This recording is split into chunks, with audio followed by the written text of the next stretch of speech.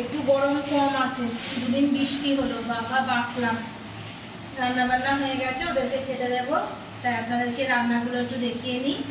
রান্না করেছে হচ্ছে এখানে প্রতিদিনের মতন ভাত, এখানে লাল শাক, সজনে ডাঁটা চচ্চড়ি, আলু ভাজা, এখানে করেছি কাঁঠাল দিয়ে মটরের ডাল। সেই কাঁঠাল ছেলে তো রেগে যাবে, তবুও করেছি, না খাওয়ালে হবে না।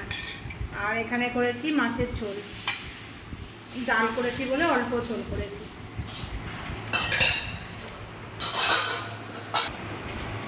ওর বাবাকে খেতে দিয়ে নিই। ছেলের কলেজে ছুটি নেই, গরমের ছুটি, কলেজে পড়ে না। আর হচ্ছে ওই তাড়াতাড়ি এসে স্নান করতে ঢুকেছে, তারপরে আমি আর ছেলে একসাথে খেয়ে নেব। আজকে এই পর্যন্ত, টাটা বন্ধুরা।